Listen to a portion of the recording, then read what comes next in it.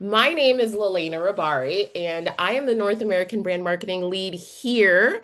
I am joined by my colleagues. They're not gonna do a video on, but we have Melissa Cotlin in the background here. She is our IBCLC. She's also our clinical manager of lactation and maternity. So she was a 20 plus year labor and delivery nurse. And so she's been in the trenches. She's gonna be in our Q&A answering any of your questions related to clinical. Gabby is behind the scenes. She's going to be dropping links for you. And so, yeah, I'm going to go ahead and do a little introduction about Momcozy. Next slide, please. All right. So Momcozy has been around since 2018. We're a global maternity baby brand. We serve 5 million moms around the world. We're so proud we hit the 5 million mark.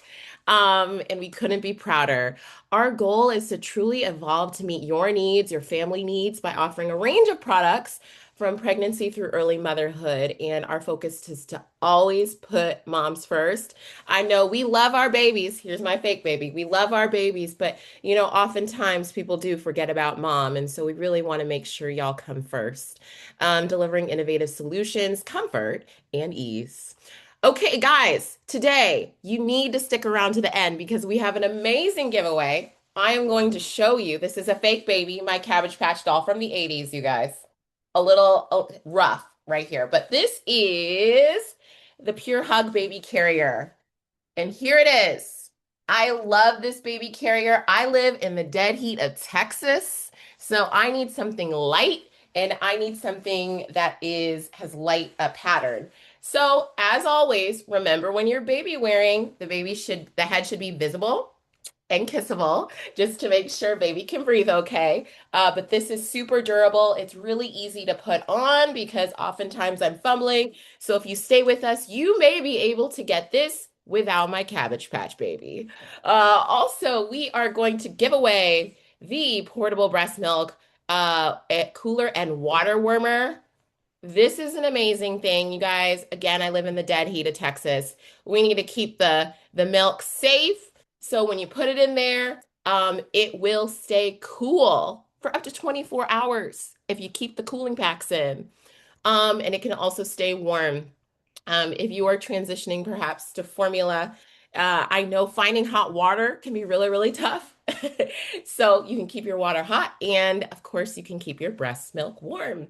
And finally, we have a giveaway. Very excited. The fifth trimester, the Working Mom's Guide to Style, Sanity, and Success After Baby, with the author here today, Lauren Smith Brody. So please stick with us. We are going to do those giveaways at the end. And remember, everybody's a winner because we have a special coupon code for you. Everybody gets 15% off with the code WebinarQ1 at checkout.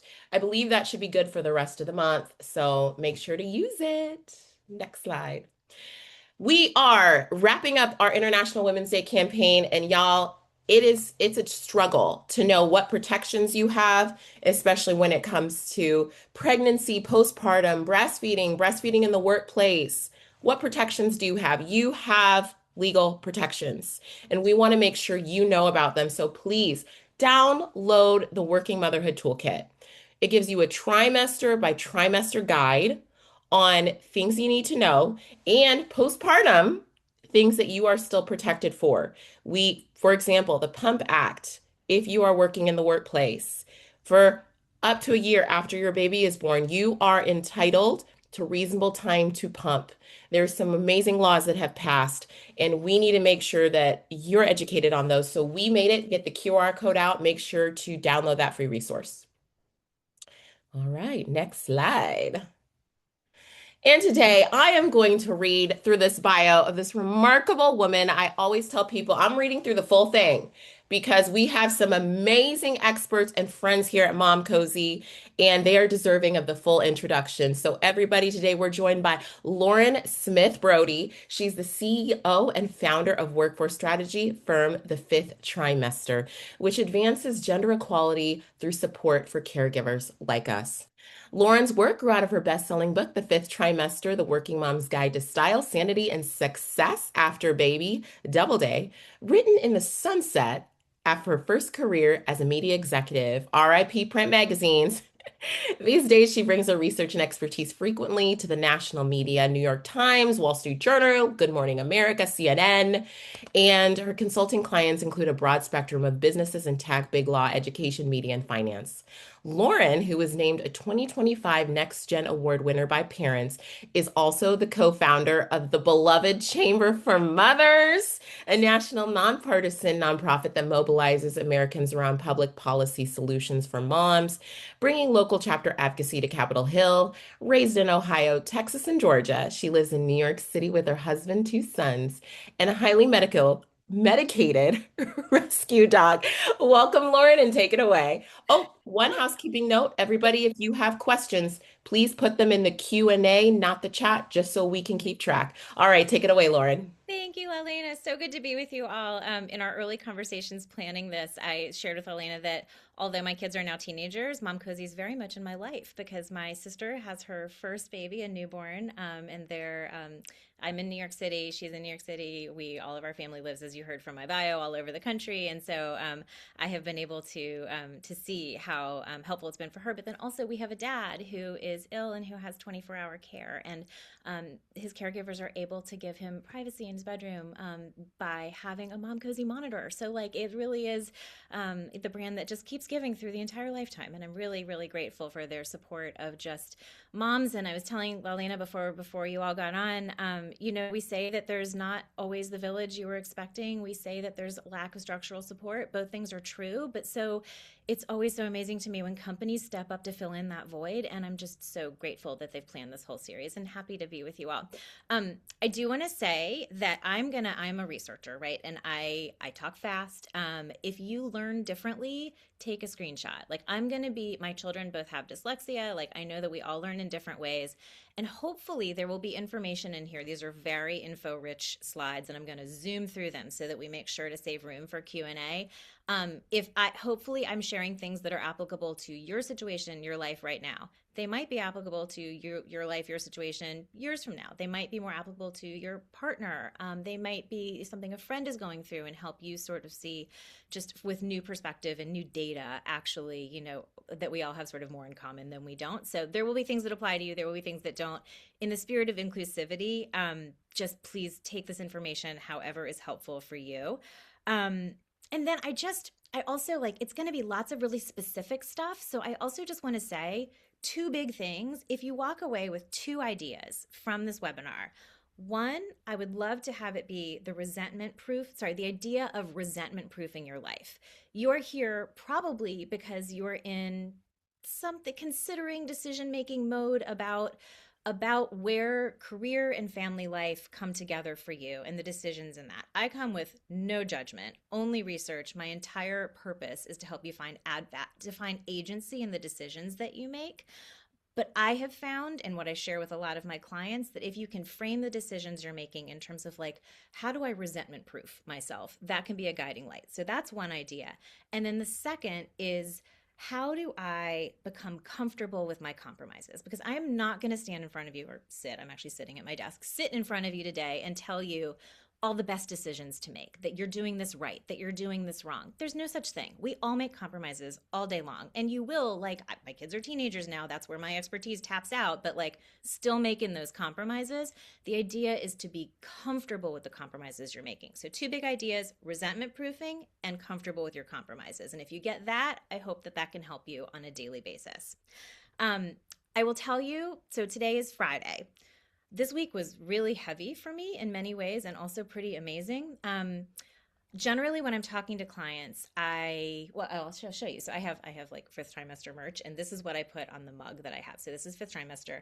Please do not ask me how my night was. Like when you are going through sleep stuff with a baby, if you're showing up and there's coffee in this mug, like let's move forward with the day. But I do, when I start my calls with clients, I do ask them, how's your morning going? Because it gives me such a snapshot of how they've been over the couple of weeks since we last talked, of whatever's happened developmentally with baby, the decisions that are on their mind. Like, tell me how it was, like just getting things out of bed and working and out the door or settling in for the day. That gives me a snapshot. So I'll share with you mine, which is that this past Wednesday morning, I'm in New York. I had spent 2 nights in Atlanta having some really intense and wonderful conversations with my dad, who is nearing the end of his life. Came home, landed at LaGuardia at I think 5:30. Took the Uber home here to 79th Street, and then collected my teenage son, who had bought tickets months earlier to go to a concert in Brooklyn. He really wanted to go to on a school night, which is a hard thing to do. We went to Brooklyn. We were there until midnight. We got home. The next morning, I woke up and I was shot, and I knew that I would be, but I was comfortable with the compromise that I had made because I was not going to miss. I didn't want to be resentful of having missed that concert. So I went to the concert with my son. I looked at my day. And I am not preaching this as like I'm the best at this. I'm really not. I'm just giving you examples of compromises that I made in this morning. So I looked at my day. There were a few things that were on fire because I had not been able to work for the 2 days prior. I answered those couple of emails. And when I took the dog out, it was really nice outside. I had missed the fake spring that we had in New York. And I was like, I really want to go for a walk. And I looked at my calendar and I figured out that there was one thing I could cancel and move. It would mean going for the walk, showing up for a really important call, not showered. And I was like, you know what? It's a video. Like, they don't need to know that I will put on the makeup and the nice shirt, and they don't need to know.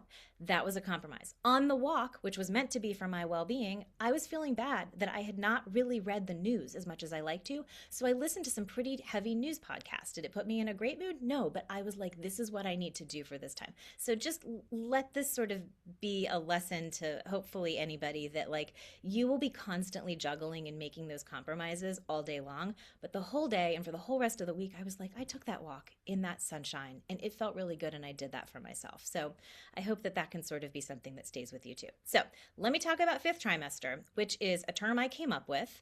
I was a magazine executive, as Lalena said. I had both of my kids while working at Condé Nast, super intense environment and very supportive of women, but also very much during girl boss era where like more was more, dress for the job you want, not the job you have, like a lot of pressure to sort of show up in a particular way. And I found as a new mom, I could not always show up in the way that I had thought I was supposed to.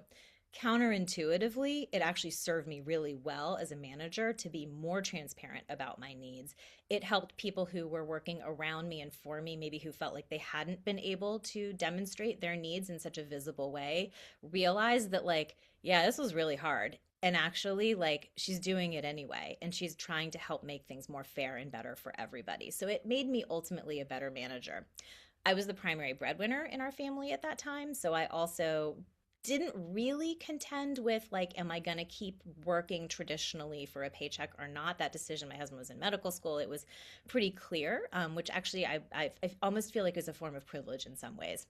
So I came back. I struggled pretty visibly, but I had this idea that actually this transition time, there had been so much information out there about potty training that was going to come up in several months and about, first foods and all the things for baby, even the things about pregnancy. There hadn't really been anything for me as a mom about the transition back to my paid work. So ultimately, had another kid, decided to leave magazines as that industry was really imploding, and wrote this book. And I wanted to look at the experiences of hundreds of other new moms to see what we had in common working for us and against us as we grappled with sort of this new identity and also the decisions that we were making about like staying, going, or doing any of the millions of things in between in terms of our careers. What were things that were individual problems to be solved, as they had very often felt to me, and what were things that were actually systems that just weren't serving us as well as they could have? And by making those needs visible, could we help? So interviewed and surveyed hundreds of moms and put all of this data together into my book, which lives on. So the book came out in 2018, and that's baby Will. So this is my firstborn. That's Will. That is literally the day I went back. He's 12 weeks old. The day that I came back from work, all of my pictures from that time are dark because like our time together was at night.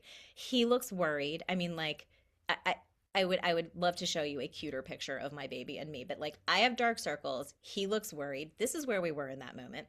Fast forward to 2022. This is in the last administration. He and I went to the White House for a celebration of a bill signing, and this is him. He, we were with our the Chamber of Mothers, big group of moms. There was a pregnant mom. He was following her around with a folding chair all day to make sure she had a place to sit. Like, you will get there. Like, your kid will get big and they will get awesome because of what you have poured into them. So, I want to look at today four specific things that I hope can be helpful to you as we look at how to reimagine motherhood and work and all of the different definitions of those things as you sort of define what's forward right now, what's forward maybe in the future, and get really comfortable with your new identity. So, first, we're going to redefine what ambition even is, because often the way we have been taught to think of ambition shifts tremendously in this moment. Next, we're going to look at like real scientific concepts of how good enough is actually the best for you and for your baby. We're going to look at brass tacks of the motherhood penalty. Like, how do you make sure that financially you feel protected from something that is still very much, treated with bias in our culture? And then negotiating. So, how do you ask for what you want in your personal life, in your professional life, and how can you actually frame motherhood as a strategic advantage? So, first, in the first section about redefining ambition and your relationship with work, which maybe some of you are thinking about right now, I want to talk about sort of this myth of what working moms even are. I will show you.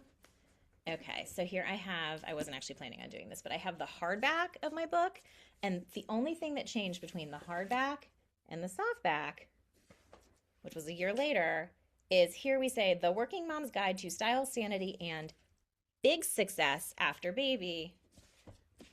The paperback says Guide to Style, Sanity, and Success After Baby, because it's not that you can't have big success, it's that like that may not actually be the exact goal everyone has in this moment, or that kind of success. And so there are ways like that, and in many ways that my thinking has evolved. If I were writing this book today, I don't think I'd even say The Working Mom's Guide. Guess what? We're all working moms. So I will on the next slide sort of go deeper on that idea, but I want us to also embrace a more expansive definition of what ambition even means, especially if you have been conditioned since you were a little girl to try to get the good grade to succeed in all the ways that we are taught to succeed. Success looks different, and we need to expand how we define it. And then also how to set boundaries that actually respect that new definition. So first, working moms, I want to look at like whose caregiving even counts. Very often, like among us, we're looking at moms, but when we broaden the lens to actually be inclusive of all the people who are doing caregiving or who should be stepping up to do caregiving, that's when you start realizing this is not just a new mom problem. This is an everybody problem that really deserves to be solved for the greater good of everyone. Similarly, we can look at whose work counts. So, yeah, there's paid work, right? Of course, but there's also a whole lot of labor and unpaid work that goes into creating the world around us and the children we're raising. And it's important to recognize that and name it and see value in it.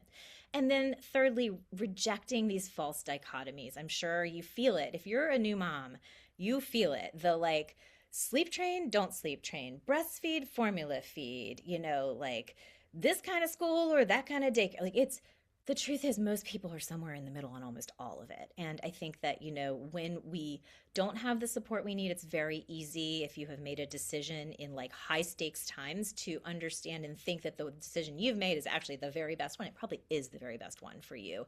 Might not be for everybody. And that, coupled with the sort of nurturing instinct that is born in all of us when we have a kid, makes you want to be like, let me tell you how to do this my way. So there are so many dichotomies that aren't really real, and most people are kind of in the mushy middle. And I want you to like not feel like that makes you somehow indecisive. Like, it's okay to not actually have all the right advice all the time and to change your mind. So, first of all, on the myth of the working moms and whose caregiving counts, I do a lot of like corporate speaking, and this is a way to bring managers into the room. This is a way to make sure men are in the room. Anybody who is at work, like 73% of the workforce actually is doing some caregiving at home and considers themselves a caregiver. Caregivers are actually the fastest growing identity group in the workforce. So that's Gen Z, that's younger millennials, older millennials, Gen X, and young baby boomers. And you can see who all these people are caring for. So as a new mom, and you may not have felt, like, I do not want to make any assumptions. You may not have felt that your new motherhood was celebrated necessarily, but like sort of the classic meme would be like cupcakes in the conference room for so and so's baby shower. So there's not the same equivalent for somebody who is caring for someone in hospice or at end of life, or somebody aging with like a long-term illness. Like, it's not as celebrated, it's more private, but they're doing it, it's just not as visible. So if we can fix things for the things, if we can fix situations for those of us who are marginalized in a circumstance that could be quite a positive thing, we can also fix it for everyone else. So, who counts as a caregiver? Anybody who's caring for children, anybody who's caring for the aging. Caring for yourself absolutely counts as caregiving. This is when you're pregnant. Like, you may not have the kid yet, but you're really thinking hard about like, how do I get enough sleep? How do I get enough the right nutrition? You're doing everything to take care of yourself, and that's caregiving. Caring for older kids or adults who have special needs, caring during end of life care, caring for siblings. I cannot tell you how many adults I work with who care for their siblings who need some extra care. Caring through a health crisis, whether that's acute or chronic, caring through a military deployment. I've done a lot of research this week to help clients who are military families. Um, anyway, as I said, 73% of the workforce is doing some caregiving. It's not all visible, it's not all seen, but when we fix things to serve new moms, we're actually fixing things to serve everyone. So we need to reject false dichotomies. As I said, sleep training versus attachment, there is no versus here. Like, we all want babies who sleep. We all want babies who like love us, right? Formula versus breastfeeding, the actual numbers would tell you most people do both. Working mom versus stay at home mom, also a majorly false dichotomy. 44% of women believe that part time work is actually ideal, only 30% are able to do that. 20% of stay at home moms provide care beyond their own kids. They are caring for other people's kids so that those people can go do paid work. Like, their work should be valued and recognized in legislation, and that's actually something that, if we want to talk about in the Q&A, I've worked on a little bit. We also know that 58% of stay-at-home parents actually do need external childcare. They need to be able to go to the doctor. They need a break. They need to be able to be social and do fill up their lives with things that aren't just the day-to-day of caring for their kids. So, as I said earlier, when we fix things for one marginalized group, everyone benefits, which is why, even though you may be new to asking for what you need, and maybe you're not, maybe that's something you've always been good at. I sucked at it. I had to learn to ask for a glass of water when breastfeeding. Like, that was work for me, which is crazy, but I just want to acknowledge that, like, that's where some of us are starting, right? But when we ask for help as a particularly marginalized group, everybody benefits. And the way to think about this is in this notion of what's called the curb cut effect, which is so cool. I actually only learned about it in the last few months. But so there were disability rights activists in Oakland, California in the 70s who actually took jackhammers to the sides, to the corners of sidewalks to drill ramps for wheelchairs to be able to go on them. Fast forward to 1990, the Americans with Disabilities Act makes curb cuts, those little ramps, mandatory and universal. They're now completely a part of our day. You would actually find it strange if you were walking around and you didn't have one at your corner. So it's totally normalized. But guess what? Look at that picture. Everybody uses it. People with strollers, people who are delivering something, you've got some luggage. Like, it benefits everyone. And so anything you're asking for now, which maybe feels crazy because it's the first time you've had to do it, and you're negotiating and asking with the highest stakes in mind, whether this is something at work or it's just in your personal life at home, and there's actually no just there, or it's in your personal life at home, know that you are ultimately serving yourself, yes, but also your kid, also everybody else around you who may not be able to speak up quite as loudly. You're helping them too. And then, in terms of embracing a more expansive definition of ambition, so yes, your kid probably, if this is the first time that you've negotiated for, say, your home and you haven't really ever had to like ask to go to the gym or see a friend for lunch, but now there's a child who needs care, and so for you to do that you actually kind of have to like ask, and that feels weird. Or at work you're negotiating for slightly different hours or duties or whatever. Yes, your kid is the catalyst. However, probably it'd be great for everybody to be having these conversations all the time. Like, if it's career, like, yeah, career development conversations are what propel all of us, like, family needs or not. And, being able to say to your partner, like, I'm going to want to go to the gym, like, can you cover things here? Like, we should be able to do that even if what they're covering isn't necessarily a baby. Next, pay attention to how you've maybe been conditioned and forgive yourself a little bit if this is hard. We have grown up in a time when we were expected to kind of feel like we could have access to everything, um, all the rights that we need, and yet actually we're still living in a somewhat sexist world. The motherhood penalty still exists, and recognize that it's not our fault if we feel like we kind of have this sense of never enoughness and always wanting to try harder. Like sometimes trying harder actually isn't the answer. It's trying less hard and just asking for what you need. I love an integrated to-do list. This is one of these just like take the tip and run with it. Like if you have a place you keep a list for your personal stuff and a place you keep a list for your work stuff, if you do paid work, like combine those. All that work counts, and it's just such an easy, visible way to know that it counts. And there are going to be some days where you check more things off of one list than the other, but if they're together, you still get to see that you checked off like a good number of things. Boundaries are also incredibly ambitious. They are not a sloughing off of duties or saying like, I can't. It's actually saying, I can keep going. They're an investment in your ability to keep going. And that's a really good thing to have in your head when you're setting a boundary that feels uncomfortable. So speaking of boundaries, how do we set them? So first of all, sort of the same as what I was saying before. Give yourself grace if setting limits is hard. We are so conditioned, especially I think in new motherhood. You are wired all day long and all night long to serve, to help, to care for. And so it's only natural that actually maybe you haven't, that you're not really used to setting those limits, because you have, a tiny baby who you can't really set limits on. And so it's important that you be able to with other people in your life. There is this really cool psychological phenomenon called the liking gap, which basically proved that most of the time in most conversations, people like you more than you think they do. So you actually probably have more leeway to set that boundary than you may realize. And I love this. This is from my friend Pooja Lakshman, who wrote an amazing book, amazing book called Real Self Care. That's like taking a bubble bath is a great form of self care, but like most people can't go take a bubble bath the minute they need it. Like instead, this is about work from within to set boundaries, to understand your values, to make decisions around those values. I could not recommend her enough. Her Substack's amazing. She's so great.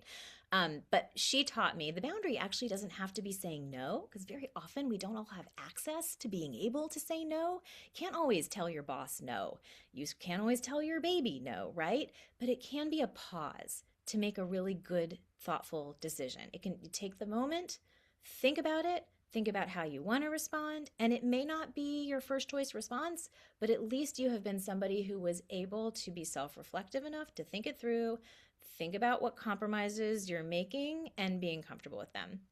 I love also the idea that boundaries are a set point. They're not a brick wall. So like, please do not feel bad if you break your own boundaries. It is important to have some there and sort of some guidelines for what just red lines you don't want to cross, so that when inevitably you do need to, you're stopping yourself and you're saying, is this the thing I want to break my own rule for? And you can decide yes or no. It gives you that set point. And also, please remember that setting a boundary does not make you a disappointment. It actually makes you predictable. It makes you reliable. It makes people know what to expect of you, and it shows self-respect. Okay, next topic. That is the biggest one. It was like a lot of information. The others are a little shorter because I really want to make sure that we have lots of good time for Q&A. So, how do you make good enough actually feel excellent? Which it is. Surprise. I'm going to talk about the good enough mother concept, which maybe some of you have heard of. I'd actually love to hear in the chat. I'm trying to like talk and look at my notes and drive this thing and also look at the chat, but I'm curious if any of you know of that term. Second, how to use this transition to do less of the things that you've actually already outgrown, whether that is at paid work or at not paid work at home, and level up. Third, rethinking your personal brand, which I hate to think too much about like how people see you and what they think of you, but I think especially in times of transition that can be really physical too, sometimes we are a little bit more self-conscious. So, okay, let's harness that self-consciousness and use it for good to think about, how do we want people to regard us? If you've always been the person who works the most number of hours or the latest or always calls back immediately, like maybe that's not going to work for life right now. That doesn't mean you're not successful. It's just about renaming what it is that you want people to think of you for. Maybe it's actually that I'm always reliable as a listener. I'm always the person who asks the hard question. And honestly, those are kind of better skills anyway, because not everybody can do them. And then I just have this very simple strategy to sort of decide what is an important thing and what, if you have been out on leave, you can kind of just put in the rearview mirror and move forward and forget about. So, first of all, good enough mother concept. Okay, I'm trying to look at the chat. I don't know if it'll let me drag it up here. Sorry. Um, okay. Always wondered about that term. Okay, Christina, I'm going to tell you about that term. So there's an MD, Donald Whitacott, who decades ago did research around and basically showed that actually being a perfect mother is not good for your kids. Like, what an enormous relief that is, right? It's actually better. Now, you want to be a safe mom. You want to obviously you want your kids to be like healthy and safe and well loved. Okay, like just baseline. But I'm going to just assume everyone here is doing that. You should know that actually, eventually, your whole job as a parent is to teach your child to be independent of you, which is a hard thing to think about when you have a newborn, but it will come, and to give love and receive love. And it actually can apply even for the very early baby days. If you are leaving your kid with a babysitter for the first time, or maybe you're leaving them with family for the first time and you feel torn about that, as long as you know that they're safe, please reassure yourself that actually all you're doing is helping your baby learn to be slightly independent of you and to give love and receive love. Like, what could be a better gift in this world? You are parenting actually by having somebody care for your child too. But so Donald Whitacott actually researched this and found that the kids who grow up sort of most secure are the ones who've had to flounder a little bit, whose maybe, whose moms weren't always 1,000% available for them, but who had to kind of like find their way through some challenges and build those muscles, because kids with those muscles did better eventually. And then further, this is much more recent research out of Harvard by a researcher sociologist named Kathleen McGinn, who I love. She looked at the outcomes of kids who had working moms and found that and like broadly defining working. And as I've said, like working can be volunteer, working can be later, it could be gig, it can be paid, unpaid. But she found that the daughters of working moms eventually went further in their own careers, and the sons of working moms participated more in the division of labor at home, which is pretty cool. And then people said, yeah, but like, were those kids happy? And so she did a follow up study that actually showed, guess what? Everyone was evenly happy as adults. The kids who had two working parents, one working parent, zero working parent, like everybody ended up evenly happy. So, next, this is sort of where you can strategize. Can you look at the job you're doing, whether that is paid work or unpaid work, and use this time of transition to reset the things that you want to be doing less of or that you have outgrown? I will let you, sort of just for the sake of time, figure out how that could apply in your own life. But many, many people are over delivering because we get really comfortable with what we've done before, but we have either self promoted in the home or like been promoted out of it in the workforce. And yet we still hang on to that stuff because it feels really natural and easy and like, oh, it's hard to train somebody else to do it. This is a perfect time to train someone else to do it. And then rethinking your personal brand. I sort of already talked about this, but like I've realized that I'm not always Lauren who like works the latest anymore. I'm not always Lauren who works the hardest or the most. I work the most thoughtfully. I ask the hard questions. I think I work in a way that is very values led. And that has become much more of my personal brand. And I have to tell you, it feels so good. Okay, the very important missed thing, VIMT. This is something I hear all the time from people who are coming back after a leave, a parental leave, is that they're like so worried about a world that moved on without them when they were gone. And again, the world sort of did move on and the world didn't end. And I don't know your exact circumstances. Everybody's are a little bit different. And certainly there are many industries where things are in flux, and I have worked in those industries too. But if you can see that there were things that kept going that maybe somebody else should continue to hang on to that you don't have to take back over, this is a great time for that. If you can see that you don't necessarily have to be in all of the details of every single, when you get You know, when you get CC'd on an email and you've been pulled away for, I don't know, you're like, you have a gynecologist appointment or like you're not checking your email when you're in the stirrups. And then you get back to it and there were 10 people CC'd and like lo and behold, they solved it. They were CCing you because they wanted visibility. Maybe they did need input, but like ultimately the world didn't end. This is like that. This is identifying what are the actual very important missed things versus what are the things that I can just like say happened and here I am and you're happy I'm back. Next, super important, inoculating yourself from the motherhood penalty. I'm just gonna like give you a whole bunch of really gross, awful numbers about the fact that it is real, unfortunately, and then I'm gonna give you some strategies to help protect yourself. So, deep breath. 80% of the gender wage gap that I'm sure you've heard about, which is that women are paid less than men, is due to the motherhood penalty. The other 20% is because of occupational segregation. Women tend to do things like teaching and healthcare and things that naturally pay, or childcare that pay less, you know, relative to other fields. They are fields that we love and enjoy and should be proud of those jobs, but they are paid a little bit less. So the reason this is, I will quote for you the most conservative statistic. There are others that will blow your mind that are much higher, but basically, moms' earnings decrease 5 to 7% per child. This is for moms who stay in paid work, and it's rooted entirely in bias. Mothers are seen as less competent and less committed, in spite of actually working more efficiently, harder, and better. The dad bonus, still a thing. Dads actually increase their income when they have kids because they're seen by society as needing to support their families. However, there's also new research that shows that if those dads show up at work as dads in the way that we really want to as moms, they don't get the daddy bonus. So take that for what it's worth. And then I'm also seeing, I was just interviewed about this actually for a researcher, a reproductive psychiatrist who's doing some research on the impact of IVF on women's careers and the anxiety that they may face while going through it. And there is, in fact, some bias that happens to women, like even those who aren't going to have a baby. If you look like you might be of reproductive age, like welcome in, like you too are subject to the motherhood penalty. So it's super, super, super important that we all work together, even if you feel like you have not faced it yourself, to protect your income and protect your reputation. How do we do that? These are the 8 ways. I could probably do them all. Oh, look at that. It's actually 9 ways in one breath. So I'm sorry for talking quickly. Please take a screenshot if you think this would be helpful for you. It's also on my Instagram. All the stuff is on there too. And we can talk about it more in the Q&A. But do not give yourself a pay cut. If you are negotiating for a different setup, to work in a different location, to work different hours, ask yourself first and foremost, am I still doing the whole job?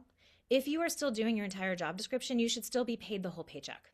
Now, that is the like perfect approach. I realize that everybody's situation is maybe not that ideal, but I want you to start there. Don't give yourself the pay cut. If they're going to give it to you, then you can decide whether or not this is the job for you, but don't give it to yourself.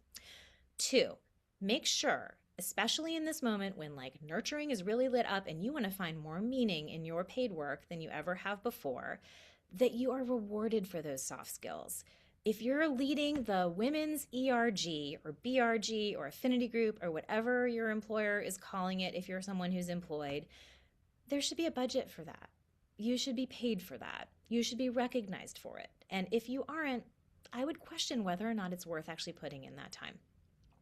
Third, research shows you're going to make better decisions when you have 3 months. And this is, again, not everybody has 3 months of savings, but like you will enter into negotiations more effectively and frankly, more the way men do if you are emboldened by having some savings. So if that means like saving up before you go into some of those conversations, that might be helpful too. Salary transparency has actually become the law so that we do not, in some cities, in New York City it has, so that we do not perpetuate underpayment.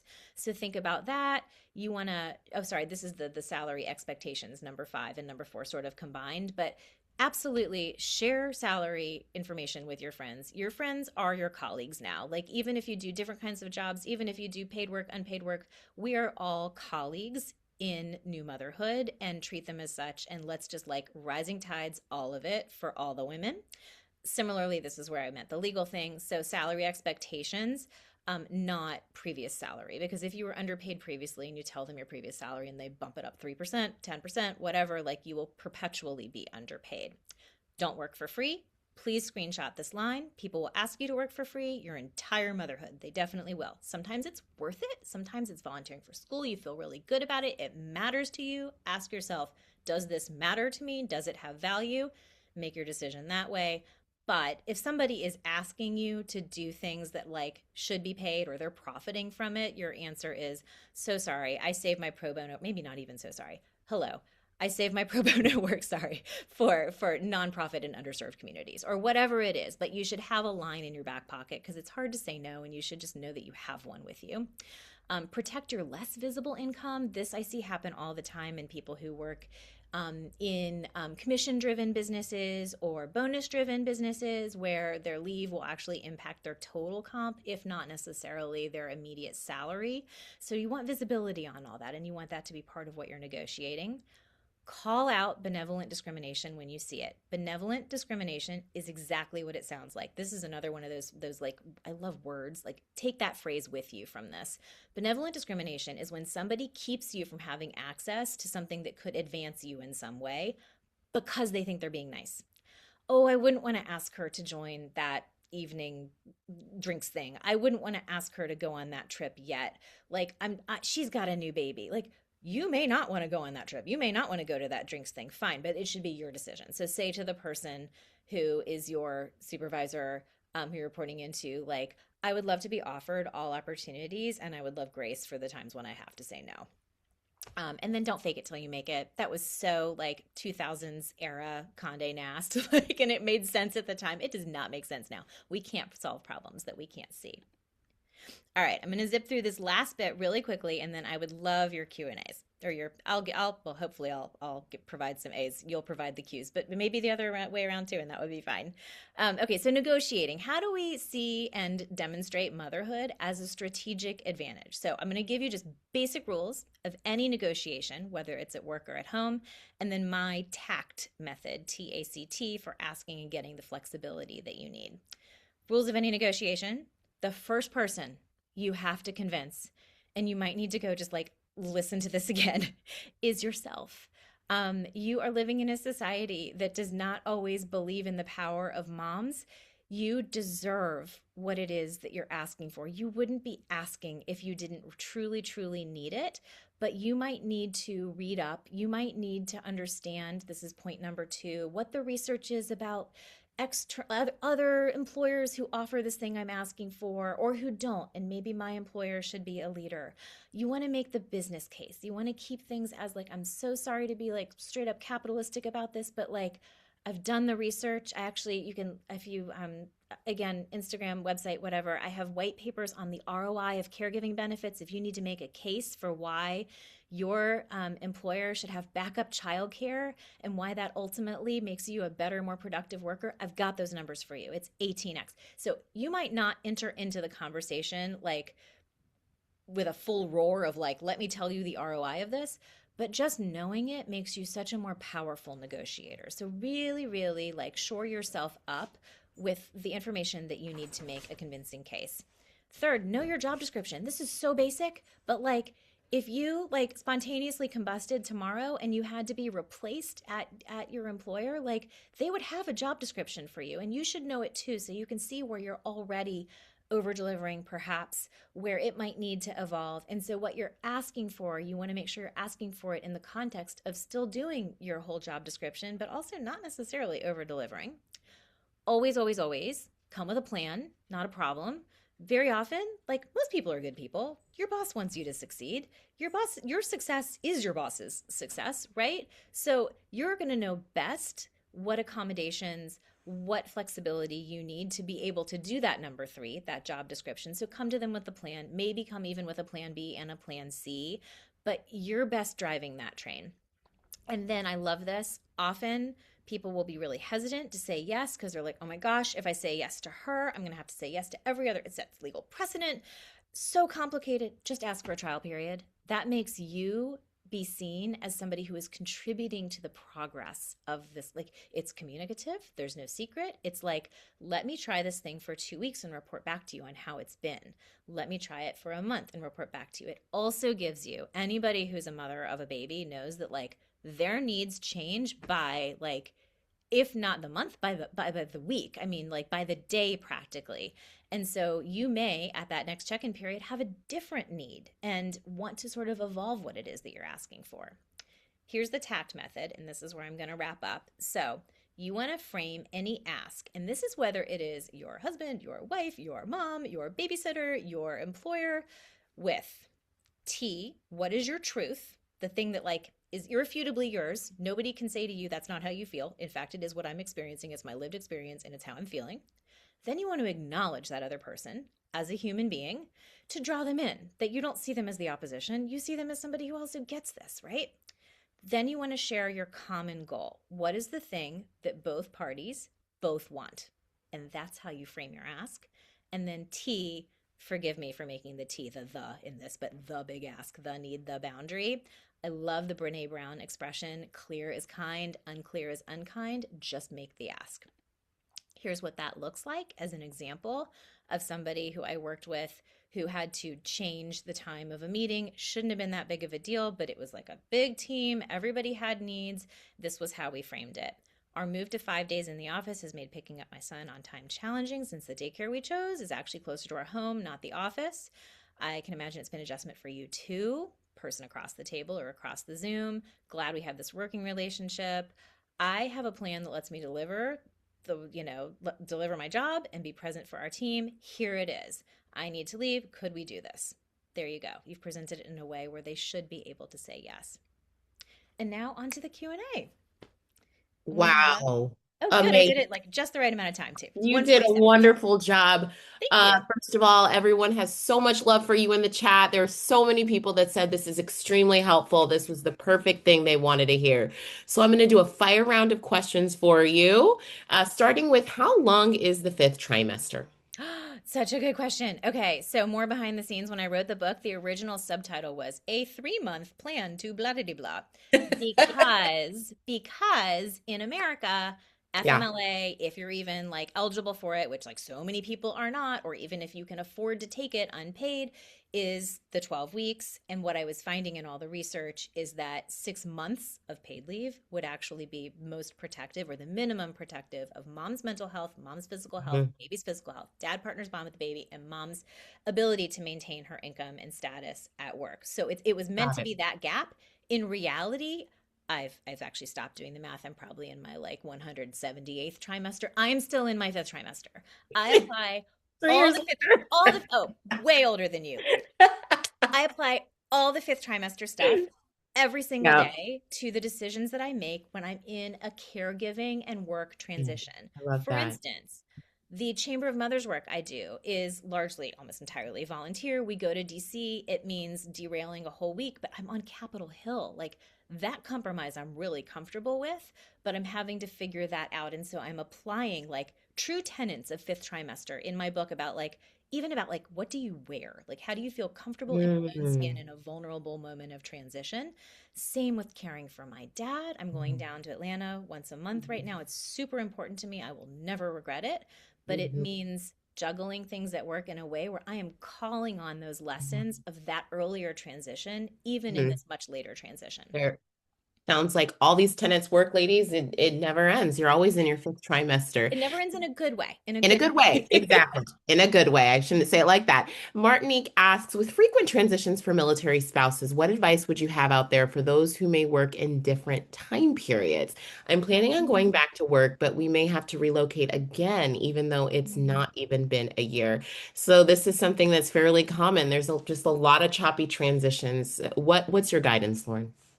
um I mean, my guidance today is different than it would have been actually even 2 days Sure. ago because I Yeah. just did some research on this for a couple of clients. And Hmm. just to make sure everybody knows, so FMLA, which is the federally protected unpaid leave, actually has inclusion of military families that's Got different it. and more. Okay. So I would first of all look at the legal, what you're allowed legally. If you're caring for a loved one, it's 26 weeks to care for them, but it also has incremental, which means like little bits that you can use over Got the it. 12-month period to do things like when you're setting up for a move, finding your new childcare Wow. as a That's military family huge. covered by FMLA. Now, not necessarily paid. Some states actually Covered. include military families in their paid leave provisions. So if you live in one of the, like, go look that up. use it, but it's not very well known necessarily. You also have time available to you to do things like setting up like the legal what is the like the medical directives and any sort of Got it. legal Got it. paperwork you need set up before a deployment, that you have that. So use that. Please use everything you have available to you. That's so helpful. Jessica asked, what if your whole career is something you can't do until your child is a lot older? How do you navigate finding new type of work? So here we go. We sometimes have pauses on what we Uh-huh. want to do, but we need to wait till the child is older. What do you do when you want to find new work? That's such a great question. I I think I would know. get like a little philosophical about it. So, first of Mm-hmm. all, Hmm. understand that the work you're doing of caring for your child might be the thing you're most ambitious at right now. And that is Wow, awesome, yes. right? That's Like, that it. is a beautiful, wonderful thing if you can do Mm. it. But I would also look at like, in the just the framework of the paid work that you have been doing, what are the values in it that you love the most? Does it let you like, do you love like being doing teamwork? Do you love doing Yeah. something creative? You know, I'm being really like reductive here, but like just list Makes like sense. what are the 10 things you get out of your job and what are the 10 things your job gets out of you, and circle the 3 or 4 that really light you up. And my guess is you're going to be able to find something else, part-time, temporary, gig, volunteer, whatever, that Yeah. still scratches that same itch, in a way Yes. that Have a feels little really good. fulfillment there. Can I add one more thing about the military? Please. We have a Chamber of Mothers. So, Chamber of Mothers, this is the nonpartisan nonprofit that I co founded. So, Fifth Trimester is my paid work, private sector stuff. Chamber of Mothers is probably 20-ish% of what I do, but I'm a co founder, nonpartisan nonprofit. We have chapters in 48 cities all over the country, 35 states. We also have our one intrastate chapter is military. We have a military moms Oh, chapter that is run by my friend Angie Benson, who I hung love the moon. She's a mom of 5, All military right, mom. I mean, Angie. more resources than you can even imagine, and more empathy and love in that heart. And like, she's Oh, awesome in that community of moms. Like, I have never seen a community who just gives to each other in such an uplifting way. They actually kind of are the village that we all needed. So, like, please, I love that. recommend joining that military chapter. Oh, It's you free, know, obviously.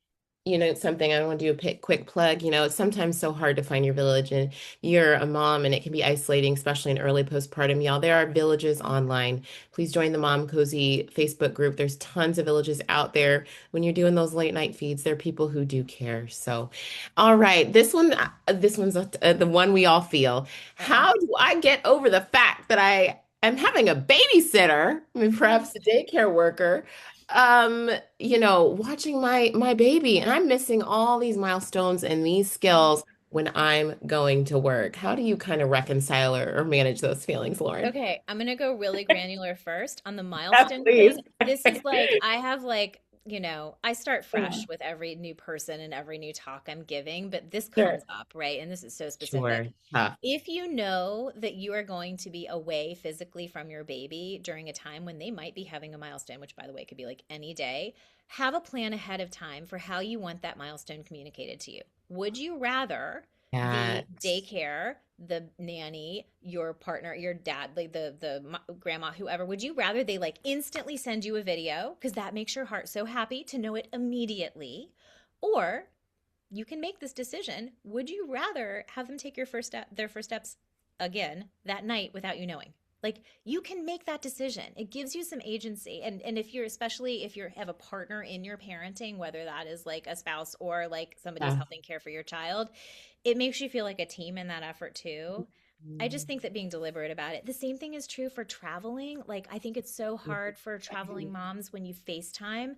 You may catch like the one meltdown during an otherwise like really fine time, and it might make you think like, oh God, I So feel sad. terrible, terrible. Right. I think it's so much better to just record and like, I don't know how everybody feels about screens at different ages, but Sure. record a Sure. video and text a video to the person who's caring for your child of like, mommy talking to you, and then they can text a video back and you can watch it 1,000 times and they can watch it 1,000 times.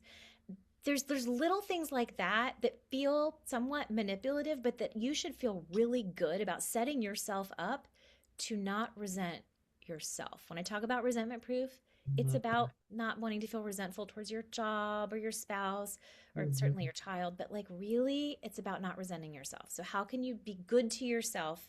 Do Mm. yourself something that feel like the dishwasher, I like last night I was thinking about this. I put all my spoons Mhm. together so that the next morning, and I'm really not an organized person, but I would grab the spoon and I was like, what a gift to future self. So what is your gift to future Yeah. self here?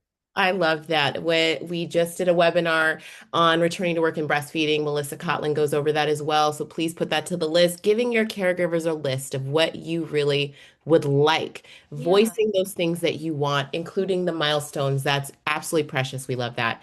I wish we had more time for more questions. Lauren, if you feel free, while we're going through the giveaway, if you want to hop in the Q&A and answer some questions directly for those that we didn't get to, we would be oh so grateful. Feel like Um, here. Oh, yes, we'll go to the sorry. next slide. No, the next slide, we actually need it. Okay, perfect. Please do us all a favor, get your phones out, take the get this QR code. Y'all, we need you to take this survey. These surveys are the way we bring you this amazing content at no cost to you. This is the way that we're able to put these recordings online for you. We just need 5 minutes of your time to take this survey and let us know how you did. We just dropped the survey in the chat. All right, next up, Hang on. Working Mother Toolkit again. Please download it. And then the last slide. Giveaway. Giveaway. Okay, Lauren's gonna head to the Q&A while I do the giveaway. All right, this is how the giveaway works, guys. I simply scroll and then I land on a name. I I literally close think, my eyes. Lalina, I think in order for me to see the Q&A, I have to stop sharing. So I just don't want to move off of this before people have that the webinar, the code for the Oh, 15% yes, off. yes. We'll type the webinar Take a code picture. There you go. Oh, yeah. So I'm and going to I'm stop gonna take a sharing. picture as well. Great. Oh, no worries. Now I can go So to our giveaway. first giveaway is going to be Um, actually, Lauren, can you just put that up real quick Oh, again? sure. Sorry. Hold on. Nope, actually, Um, never mind. I got it. you got it. Our Great. first giveaway is going to be the super fast portable breast milk warmer. I am going to roll the dice over here. And oh, and when I say your name, you have to type here in the chat, okay? Have to type here. Here we go. Let's go. All right, the first person is, sorry about that, Kiera Edwards. Kiera, are you with us? Please type here in the chat for the breast milk warmer and cooler.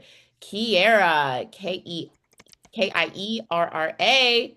Are you with us? Must be present to win. Does anybody see her in the chat?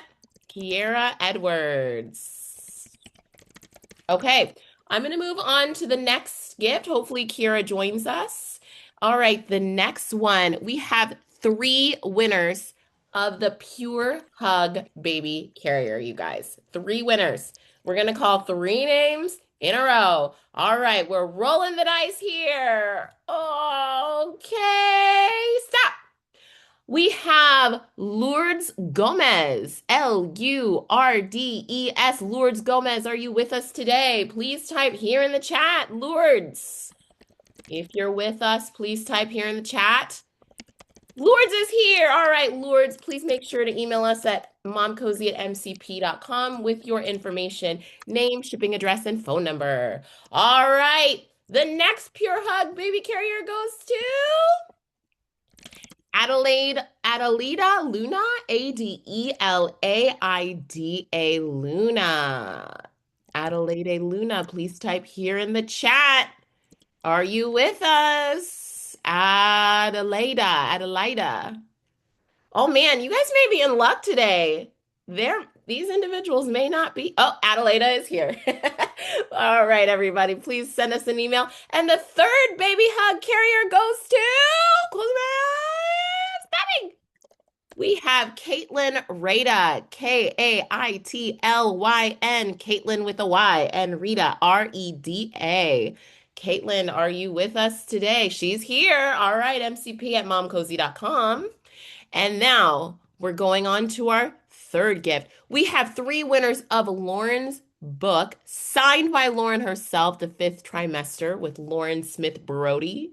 All right, here we go. Rolling the dice. Stopping. All right, we have Courtney Reynolds. Courtney, are you with us? Please type here in the chat. Courtney Reynolds with a C. She is here. Book number two. We're rolling along. Okay. Hope it's you. All right, we have Elaine Soon. Leaine Soon, Sun. Elaine, are you with us? Elaine.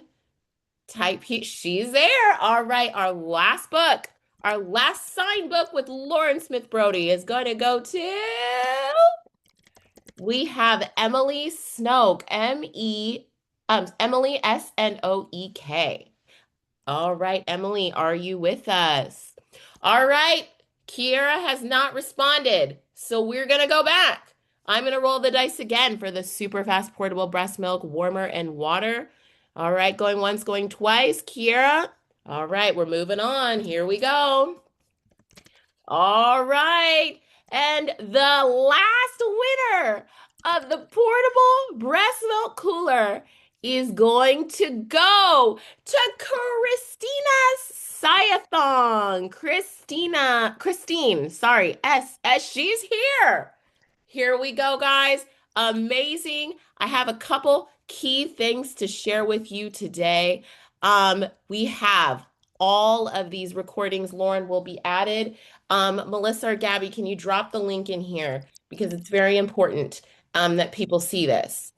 Go here to our YouTube. We make these available for free. So if you know somebody that could have heard one of these videos, please share this with them. Let's keep this information going. Our video series includes workplace protections with Moms First and Work-Life Law. Melissa Cotlin here has done a remarkable job on returning to work and breastfeeding. And then Lauren's will be uploaded soon. And we have all of the slides there for you. That concludes our webinars for Q1. Q2, we will be focused on postpartum and postpartum recovery. We will come out with the information soon. And Lauren, do you have any final words before we head out? I just realized you all have been hearing my furious typing. I'm sorry We I didn't love it. mute. We love the Sorry. typing. No worries. I used to be type shy, like people are pee shy. No, I would just say, just know that when you ask for anything in any area of your life, you're asking for yourself, but you're asking on behalf of your baby, and you're asking for every other mom who maybe can't speak up or can't find the words or find the time. You're doing it in service of everyone, and let that fuel you. Mm. It's really quite a power that we have in this moment to reset our needs and the way we ask for them. Wonderful. Thank you, Lauren. And thank you, everybody, for joining us. From here to Momcozy, we love you so much, and we'll see you next time. Bye. Thanks, everybody.